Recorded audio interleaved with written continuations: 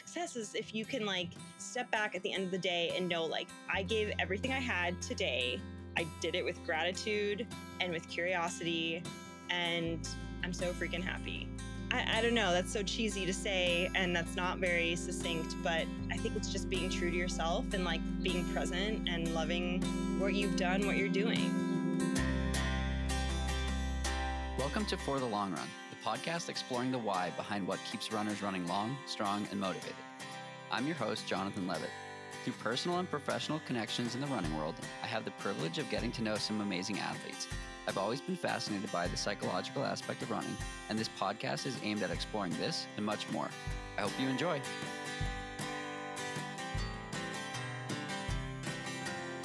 This episode is brought to you by Goodr. Summer is here and Goodr has the slickest shades around for only $25 and $35. They don't slip or bounce, and they stay on my face way better than more expensive sunglasses do. If you'd like to support me and the show, treat yourself to a pair or two or three of Goodrs and head over to Goodr.com and get 15% off your entire order with the code FTLR. That's 15% off at Goodr.com, code FTLR. Your face will thank you.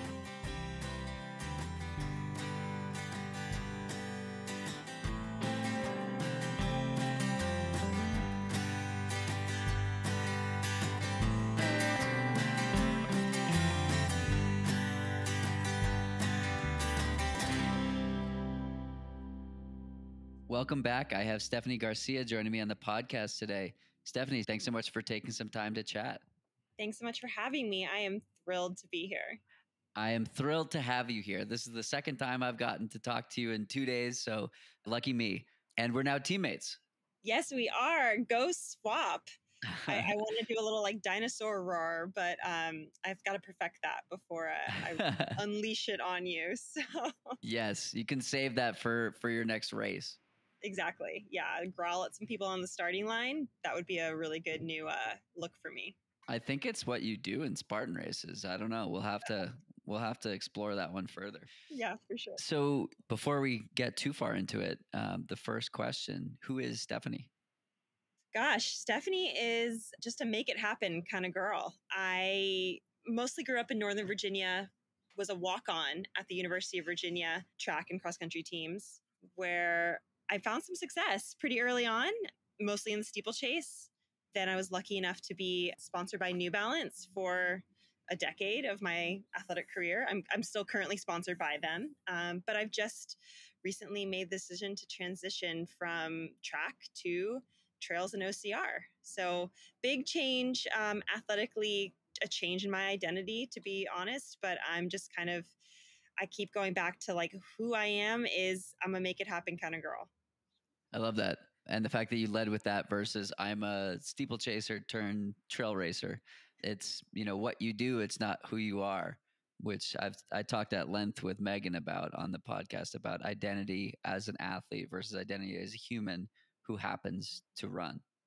It's tough. I'll be honest. And I've been trying to be open and authentic with this transition with, my social media audience and stuff. But it is tough. It's tough when you dedicate so much of your life and your mindset to one or two singular goals to suddenly shift. It's been challenging, but I think that's why I go back to like, what am I about? I'm about persistence and determination and passion. And right now my passions are pushing me a new way as an athlete and as a human.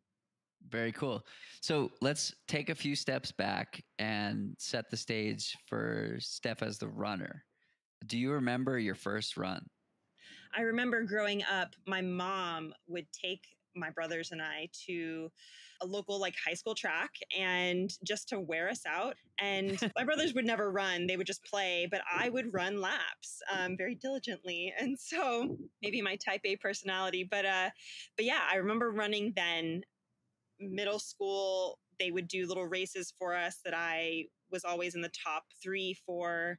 And then in high school, joined cross country with some friends. I really dreamed about being a Dallas Cowboy cheerleader. But to be frank, I didn't have the gymnastic skills. I didn't have the bod and the look for cheerleading.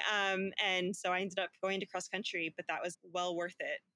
At what point did you realize this is something that you're pretty good at?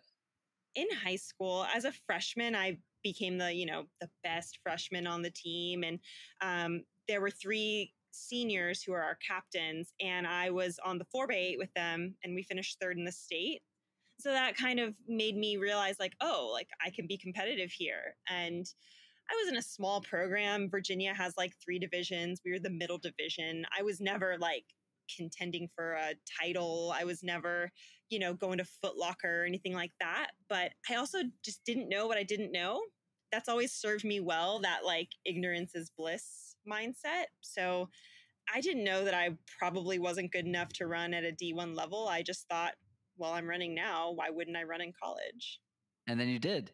And then I did. Yeah. Virginia, like, very lightly recruited me, but they weren't offering anything, no scholarship or anything, just like you could be on the team. I actually got in early because I'm kind of a nerd and was a good student. And I remember telling the coach, and he was like, great, see you in August. And this is like December. So, okay. Yeah. So I technically was a walk on. But that freshman year, I went to the coach, Jason Dunn at the time, and said, I want to try the steeplechase. And I wanted to try it because I loved hurdles, but I was never allowed to do it in high school. I was the mile 2-miler. And I wasn't fast enough to be a miler in college. And I did not want to do a 5K on the track. That sounded like a death march. So I thought this steeplechase was a cool thing. And yeah, I ended up making it to NCAAs as a true freshman. And it led to one of the coolest Instagram handles in track and field, Steph Steeples. Steph Steeples, yeah, it works, and I'm gonna stick to that, even though I'm, maybe I could change it to Spartan Steph or something. But send it, Steph. Send it, Steph. That's a good one. You'll still be hurdling over things. They just might not be. They might be water pits too. You never know. It's really funny. As a side note, I've done a couple of age group Spartans just to get my feet wet, literally. And I raced Palmerton a few weekends ago and got some video from that. And I sent a video of me going over, one of the like 8-foot walls or something. I sent that to my coach, my track coach. And he was like, that's the best barrier I've seen you do in years. Yeah, scrambling up a big wall. So cool. So you spent a number of years in track and field and progressed pretty nicely. What was that journey like? I think I've always kept that walk-on mindset where, you're always hungry for more. You just want to be the best person on the starting line, regardless of who you're lining up against. By the time I hit my 5th year, I'd won conference a couple times, made it NCAAs and All-American and stuff. But yeah, that year I ended up finishing runner-up at the outdoor championships to Emma Coburn. Sure, a couple people have heard of her. And I ended up making the world team later that year. It was in South Korea. And I think when I go back to saying this blissful ignorance, like that has been so key to my career. I didn't go into college with the goal of being, an NCAA champion or runner up.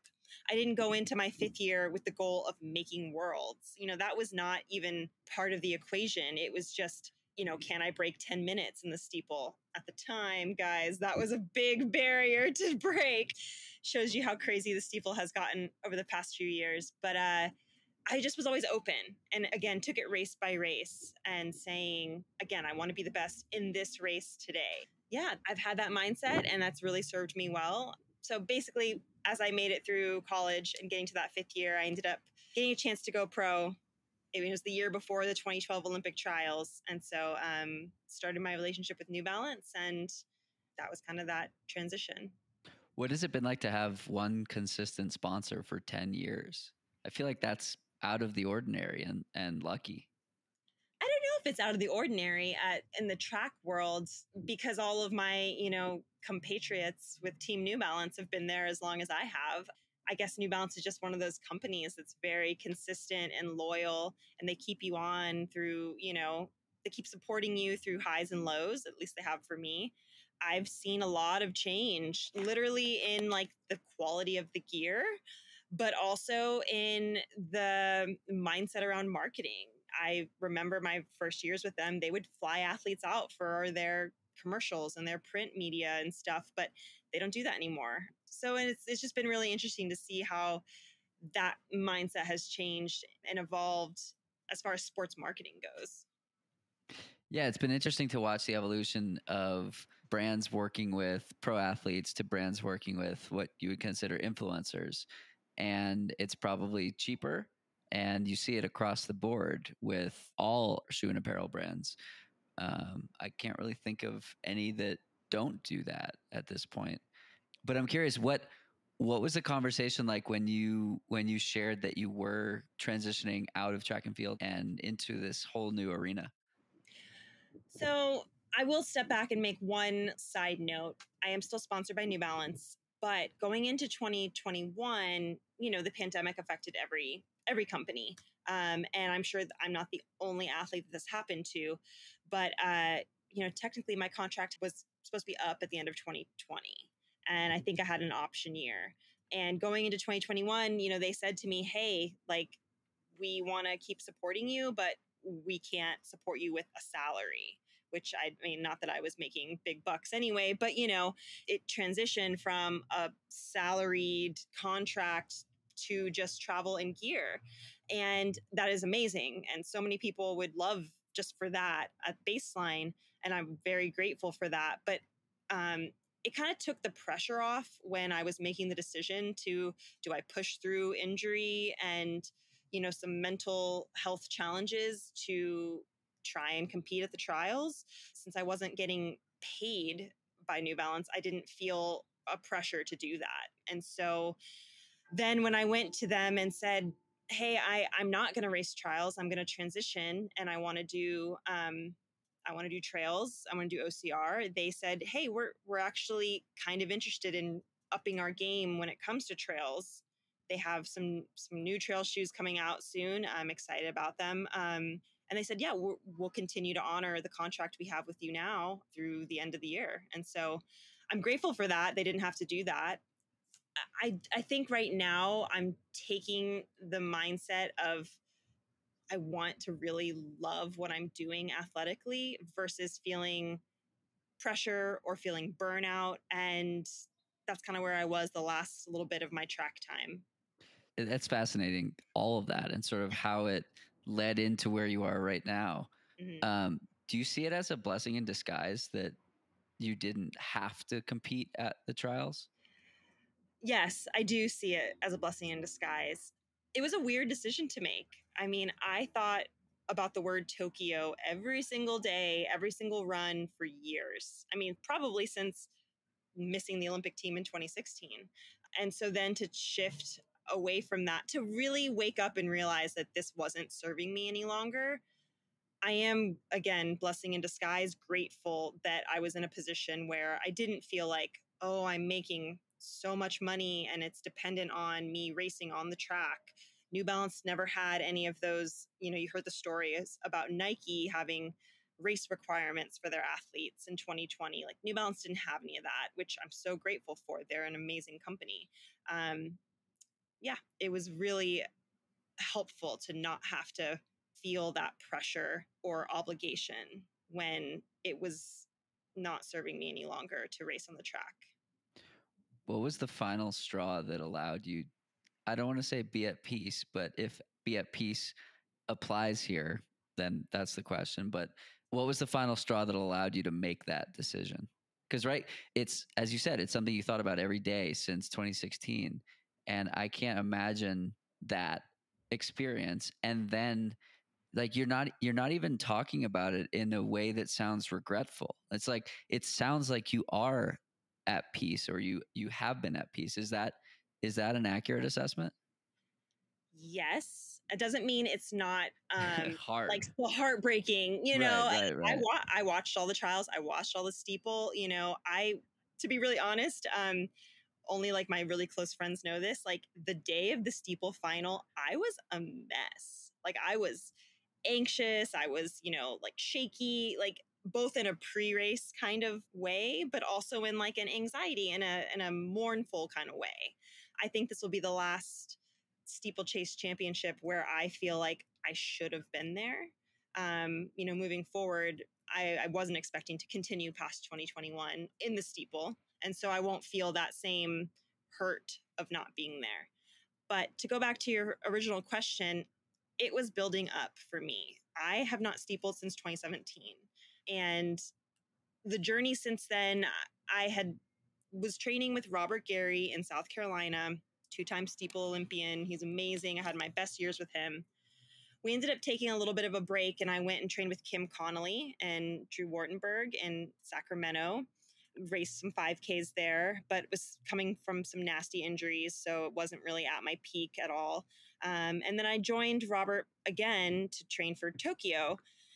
And it was just a really long, like, not only was it a pandemic and, everything changed, but my reopening up the relationship with steeplechase, it was really challenging. And so, I spent all summer working on my hurdles, working on my water jumps to kind of get myself back there. We spent the fall getting fit again. And as that process was happening, I was getting injured again and was getting some hamstring tendonitis, which was leading to eventually I ended up restraining the hamstring, which that was the final straw. But when we talk about like, how do I get to the spot emotionally to be at peace with leaving the steeple and ending the track stuff, was it was Christmas Day. I had a hurdle workout.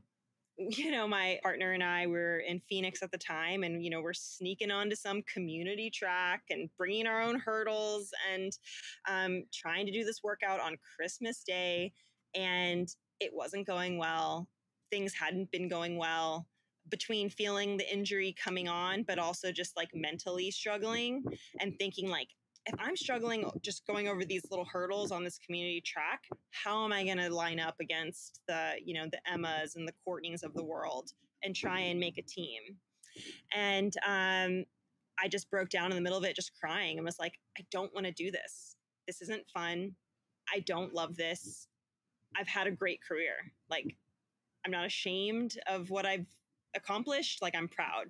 But this right here is not what I want to do with my life, crying over some hurdles on Christmas Day. So that is truly where I ended up, again, continuing on. I didn't actually make the decision that day of like, I'm walking away, but I think that was kind of the emotional tipping point for me. And then when the injury really did, I was in a lot of pain for several weeks before I finally pulled the trigger and said no.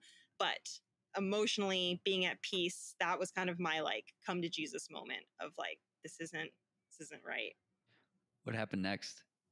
Yeah, like I said, I continued training. I got myself up that day and I finished the workout. It was not pretty, but I got it done. I continued on. I was prepping for some 5Ks and again, just working on general fitness. And yeah, hamstring strain. I was in a lot of like nerve pain. Anyone who's had hamstring and high hamstring injuries knows that like I would be laying in bed trying to sleep and I just have nerve pain all down my body. And so, got an MRI, got all that work done, and just realized I had two choices. Either I take a long break and truly heal, or I just kind of put a Band-Aid on it and keep pushing through and just hope that it all pays off at the Olympic trials. Actually, even before that, I technically did not have a time to get me into the trials at all, just because I hadn't run a steeple in so long. So yeah, just with a lot of thought and conversations with friends, family, sports psych, all that, like I knew it was for my long-term health and happiness as an athlete and as a human, I needed to take that break and heal. I think that that's such an important thing to hear coming from a professional athlete, because there are so many amateur athletes that like grind and grind and grind and will run through pain, not like niggles, but like pain. And here's a professional athlete saying, I was weighing the decision between putting a Band-Aid on it and pushing through. So eventually maybe something awesome would happen, or shutting it down and letting my body heal. And you heard which one she picked. So thank you for setting that example for the rest of us, because we need more of those types of stories.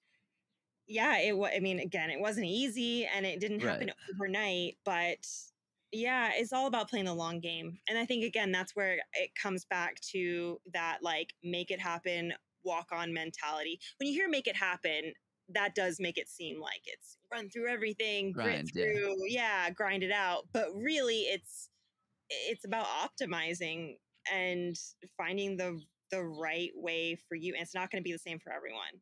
I've certainly run through lots of pain that I shouldn't have. I certainly have, chosen to do a run instead of take a recovery day when that probably would have served me better. But this was like a life decision. If it really comes down to what is making you a happy person, you have to go. You have to choose that answer. If that Yes, makes sense. it sure does.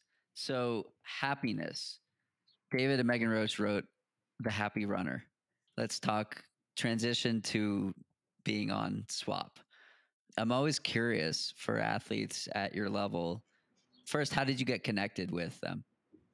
I really believe in, like, not coincidences, but like I believe the universe conspires to like bring you what you need. So the long story short was I've been interested in OCR and trails for a long time, and I followed amazing women like Amelia Boone. And I feel like I just did some Google searching of like who coaches Amelia Boone, who coaches Nicole Miracle, who's the Spartan world champ, and I found this name, David Roche. David Roche, Googled him, and was so inspired by like just their basic website of like their messaging and their energy. And I think I followed David on Instagram.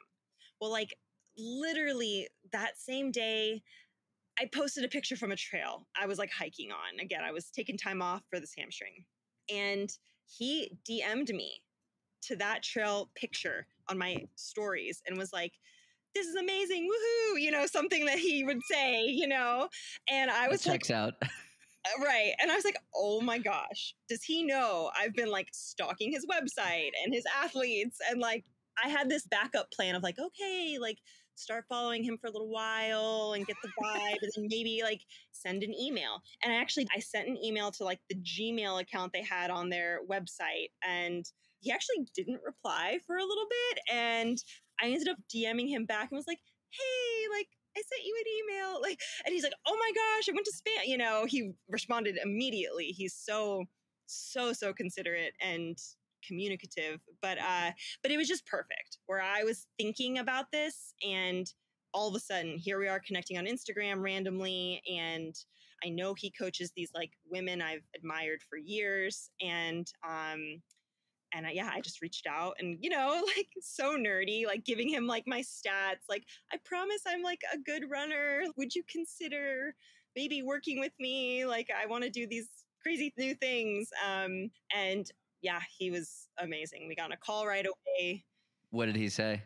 He was excited by the challenge. And, I was very upfront with him. I said, hey, I am going through this injury. I'm like not running. I'm out of shape. I'm eating ice cream and, whatever. I'm not like this optimal being at this very moment. But he was amazing. And what to me made him the most unique coach I've ever known, both as like my own coach, but I've known A dozens of lot of coaches coaches. in the track world, is that he's so backed by science and he just has this way of explaining both workouts, but also when I tell him, oh, I felt like this or I'm feeling this, he has like the answers for truly why the body is responding this way. And I've just never talked to anyone so smart about athletics and about being an athlete. It's just amazing. That with his energy and his enthusiasm, him and Megan, just the most unique people in the whole world. And I was so flattered and honored that they were interested at all in working with me, especially since I've dealt with injuries for a few years and I haven't had an outstanding result. I'm not coming to them with a medal or something like in my back pocket from a season ago. I think they took a chance on me. I'm sure he would say I took a chance on them, but yeah, right away it was just a perfect fit. I love that. I too went to David as an injured athlete. not having a decent result in a couple of years. And he kept saying, I see your potential. I see your potential. I had a 3:20 marathon at the time.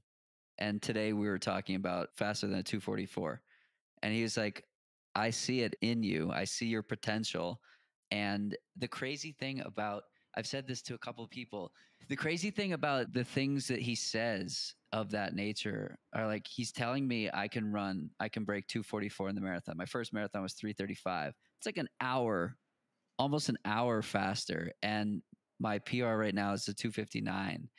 And 15 minutes is like a lot of time when you're under 3 hours. And he never blows smoke. It's always, I'm saying this because I'm fully confident in your ability to execute on whatever it is that I'm saying, whether it's a race or a pace or a workout. And it gives you more confidence in yourself than you could have any other way. And I think that's the most unique piece. And I wish that more coaches were able to instill this like self-confidence that he and Megan are able to provide for people. And then I go about my day like, yeah, I'm this number now, but I have the ability to get so much better. And who cares what the numbers are? It could be a 5:35 to a, 4:44. Like it doesn't matter. It's the progress, and it's the, like, I like the numbers because it's a way to evaluate tangible progress. It's totally meaningless outside of the meaning that you apply to it. And for me, the meaning is the process of getting better. And this is a way to benchmark, okay, every 2 years, I'm going to take off X amount of time in between my marathons. And it's so fascinating to watch these athletes go to him who have been successful in years past, and then just like find a new gear and like a new love of the sport and just thrive. Watching Amelia's growth over the last several years, like, yeah, she's done a lot in therapy, but I am certain, because I talk with her about it a lot, like that she talks with David a lot. And a lot of her own personal development has come from the coach athlete friend relationship. And this is like the fifth time or 50th time I've gotten into like waxing poetic about the Roches and the swap way of training. But I think it's so important to like continually reiterate this point to everyone who's listening here, is that like the numbers don't matter. It's this process of self-belief. And what they say all the time is you are enough. Like if you never run another steeple again, it doesn't matter. You are still enough. If you never win a trail race, it doesn't matter. You're still enough. And whether or not you believe that today, like they're able to instill that belief in yourself that like you are enough. Okay, I'll get off my soapbox here.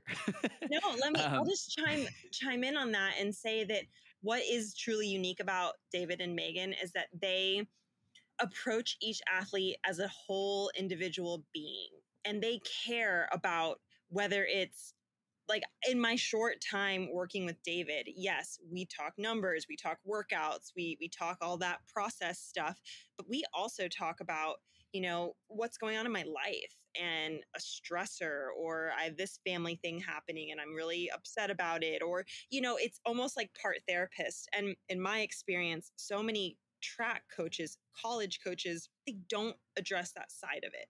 And that's always been really important to me. I will give a shout out to my longtime track coach, Robert Gary, in that, what worked so well for us for so long was how close we were. And I remember at the time, other athletes, other coaches thought it was weird. And it's like, no, it's not weird. I'm going to go and I'm going to have a meeting with him every week, and we're going to talk about training, but we're also going to talk about what's happening in my life, because that impacts my performance and my output in training. And if you need to know if I'm going through a breakup, or if I'm like, in a phase of life where I'm having a drink every night, or whatever it is like that's happening, exams or whatever, that's impacting me for negative or for positive, so that you can then put the pieces together and say, well, your training has been suffering what's happening in the background. It's not that you just suck. Maybe it's a physical thing, but maybe it's an emotional, mental thing. And too many coaches like stay away from those conversations. Thanks again to Goodr for supporting this episode. I have a few different styles of shades, and I've been loving them on runs or while at the pool. At $25 a pop, you can leave a pair in your car so that you'll never be without some shades. You can feel good about your purchase too, as 1% of Goodr's annual gross sales, not profits, go directly to environmental nonprofits working towards making our world a better place. If you'd like to support me in the show, treat yourself to a pair or 2 or 3 of Goodrs and head over to Goodr.com and get 15% off your entire order. That's 15% off at GOODR.com with the code FTLR. Your face will thank you. And now back to our conversation. So there seems to be an initiative or a proactive movement to having more women in coaching positions. Do you think that as that continues to grow, this problem will become smaller and smaller going forward? Well, I'm a little hesitant to say yes because I don't want it to seem that like women are nurturers and they are the moms. I will think back to my college days. We had a coach at Virginia, Brad Hunt, who is at Princeton now, who we thought of him as the mom of our team because he would be caring and he would ask those, how are you doing outside of this training session? And, you could talk to him about like periods or boyfriends or whatever. And so I don't think it's just women who can serve that role. And I would be a little nervous. There are definitely some female coaches out there who are kind of hard asses, probably because it's a men's world and they have to be strong and like more hardcore to be accepted by other male coaches. I think male or female, whatever, you have to just care about the whole athlete. I think the more so the shift to, diversity and inclusion and mental health and wellness, I think those changes will help the coaching more so than more women. I want more women for sure, but I don't want them to be seen as like softer because they care about that. Yeah, the whole notion of the body that doesn't know miles, the body knows stress. And so I'm sure there are a lot of coaches listening to this who have their tendencies one way or another. And personally, and as Stephanie is sharing here, we've both found tremendous value in this open relationship with the coach where like we have a column for life. And it's like that column is more full than my running column. And we adapt workouts based on what my body can tolerate, mental and physical. And I think this trend of focus or priority on mental health is long overdue and is really important. So talk to me about that. You've mentioned mental health a couple of times. It's a topic I love talking about and bringing awareness to.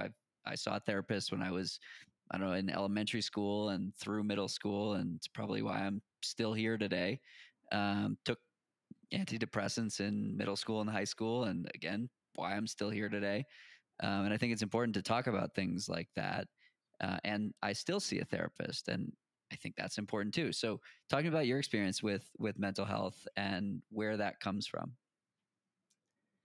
Yeah, I think there's part of me that will say like very flippantly, like, oh, I'm just part of that like generation of like emo kids, who grew up in like the, early 2000s. Angry 90s.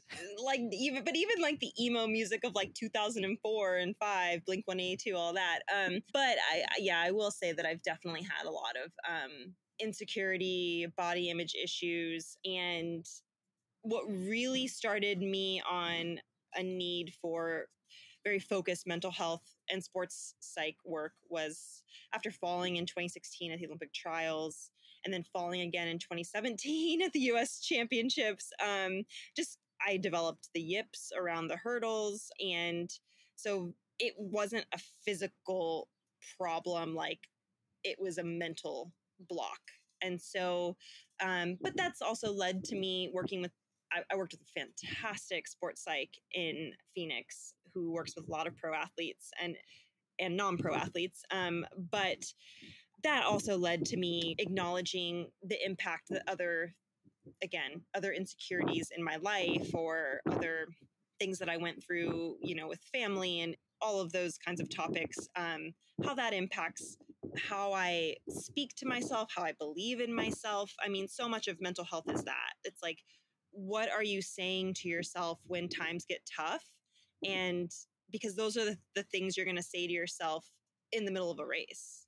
And so, yeah, so much of what we're talking about, of like my story, of your story, of having the courage to step away from the track and making an athletic pivot and all of these things, they aren't possible if you aren't being honest with yourself and if you aren't in touch with who you are and what you are about, your why, your motivators, and all that stems down to like, how healthy is your mind and your body soul connection. This sounds so like woo woo. I'm not trying to be like, No, know. it's all connected. It makes so much sense. Yeah. I think that like you are being true to yourself, breaking down on Christmas Day and, not wanting to complete that workout. And then if you had just continued, you wouldn't have been being true to yourself because, as you said, like this is not fun and you would not be having fun. You're a professional athlete, but like I had a conversation with Aisha Pratlier and she said, I'm 30 something years old. I'm still having so much fun doing this. I wouldn't be doing this if I weren't having fun. And so I think you just unlocked another, stage of your career that is going to allow you. And for those who can't see Steph right now, she's like beaming, which is everyone. Just like unlocked another stage of your career. So let's talk about that. When you stand on your next start line of a trail race, what are you going to be thinking about? Oh man. Besides like don't fall like a rock, or on the trail. No, I am so excited to continue to like explore the potential I have as an athlete.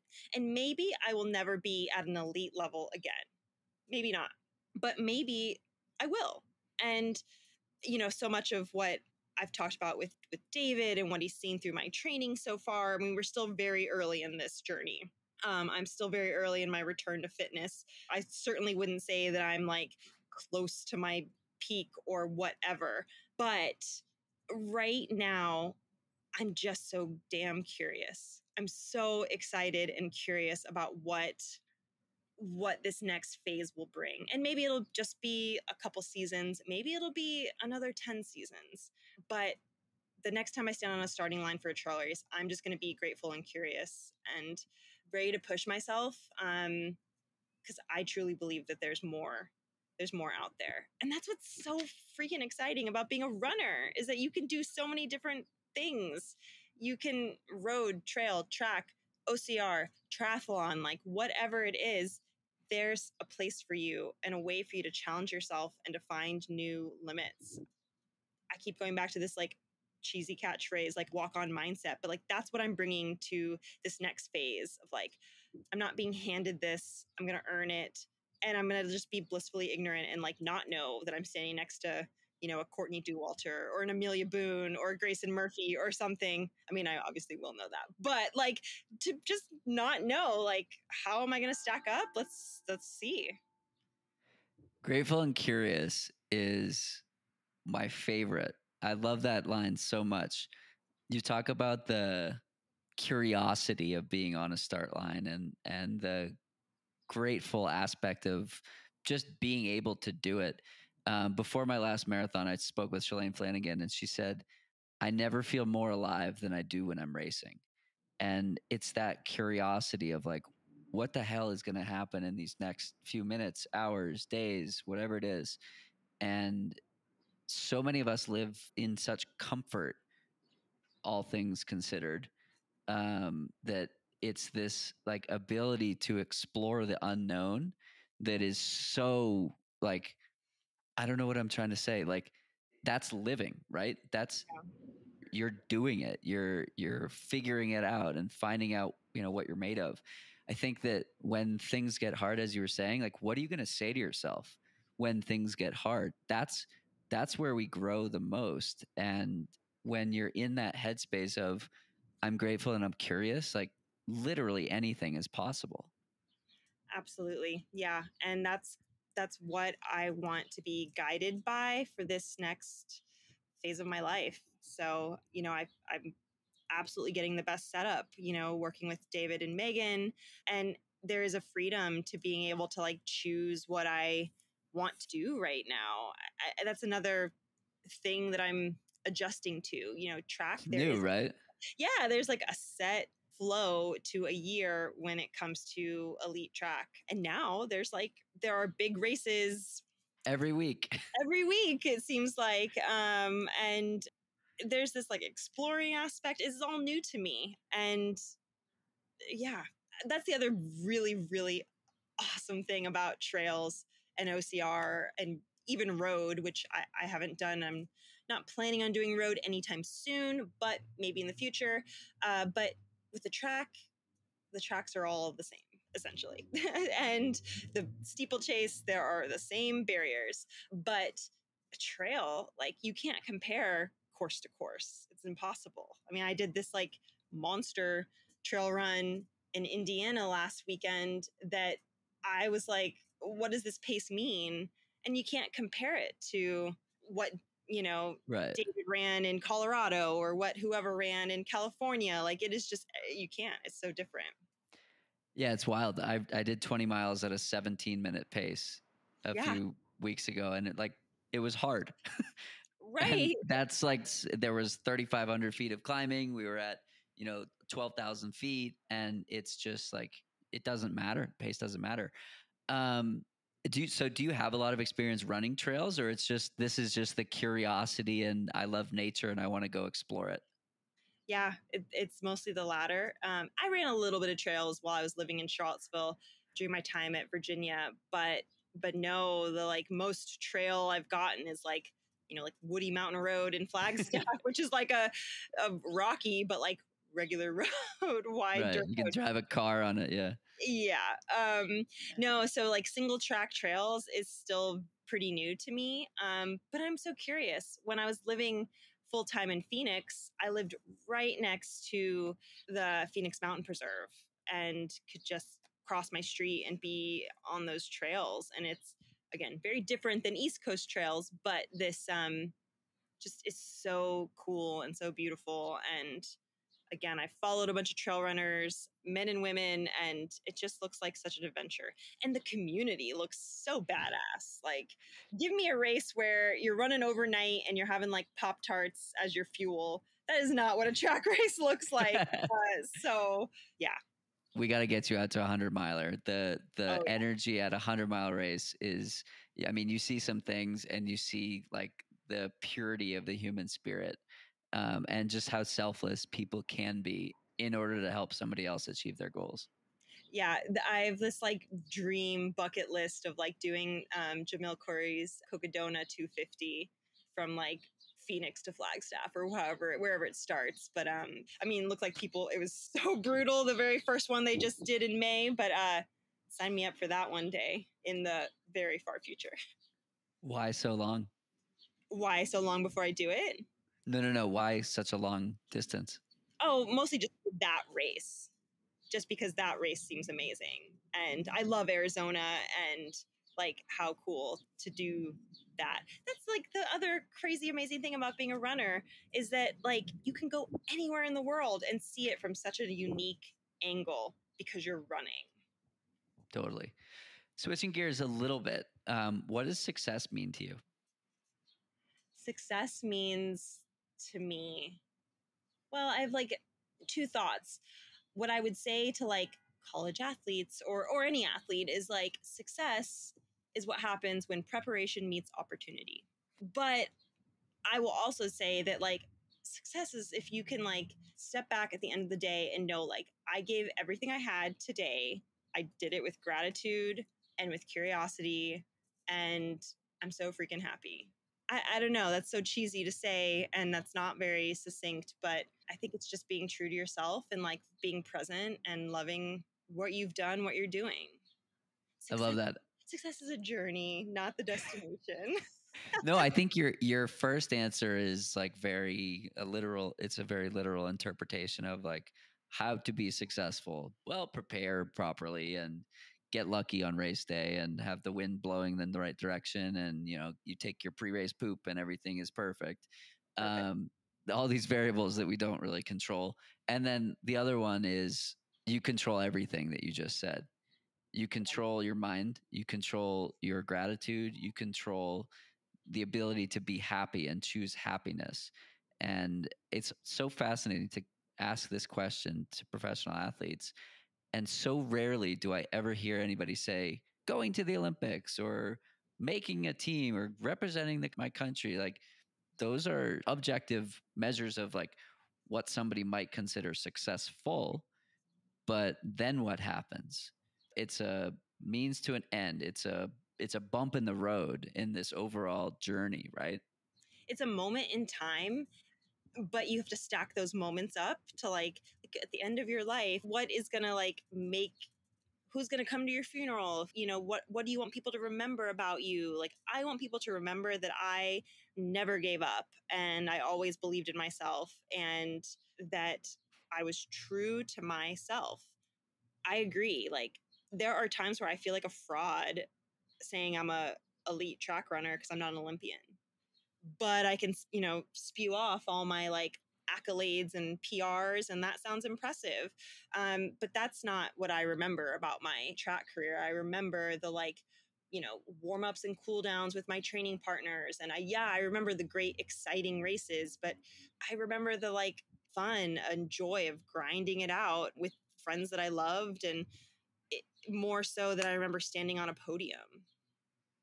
I love that. I would rather that my peers in the sport thought that I was a stand-up guy and did it right. I would rather that my, supporters and followers thought that I had integrity and that I was authentic and joyful than to say like she has, an Olympic medal or something. But maybe she wasn't a nice person. I don't know. Like I'm just rambling, but yeah. No, it makes sense. I mean, the part about like who comes to your funeral and what stories do they tell? It sounds morbid, but like that's a pretty decent barometer of your success in life. 2 years ago, I had a conversation with my grandfather, knowing it would be the last time I ever saw him or spoke to him. And he basically told me the meaning of life is to leave this place in a better place than when you entered it. And so this whole vibe, this whole persona that you're talking through is what he would identify as she is successful. So no matter what happens tomorrow or at the start line of your next race, you are already successful. So we can celebrate that. We can be grateful about that and see what happens from there.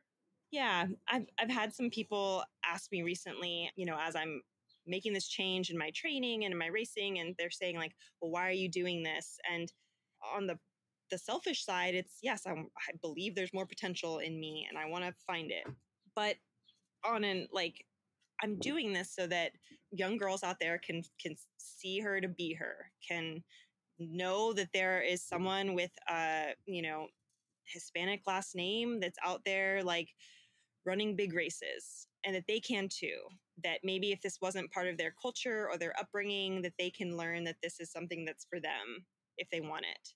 It's a reason why I want to go and be a college athletic director because I want, there needs to be more female representation and there needs to be more minority representation. And so like, that's a big motivator for me. Like out my extrinsic motivation, I guess, intrinsic, extrinsic, is just to inspire the youth to kind of know that this is a place that they can go and be successful. That's awesome. And so basically, the more successful you are, the more it can be paid forward and for Mhm. others to see, hey, that could be me too. Yeah, absolutely. Cool. I love it.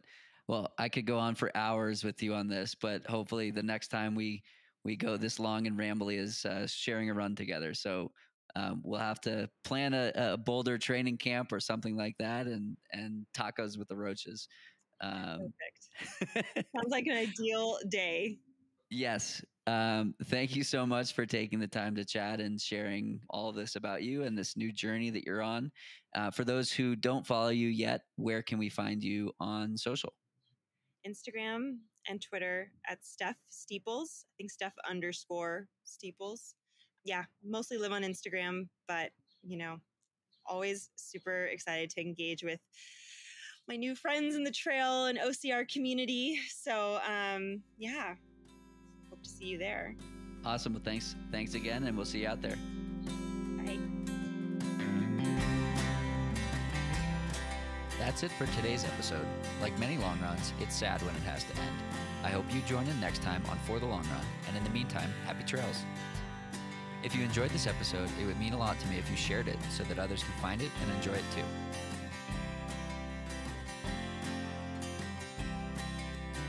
This podcast and the accompanying music has been produced by Brian Walters of Single Track Sound. For the Long Run's logo was created by Vanessa Wolf of Sterling Wolf.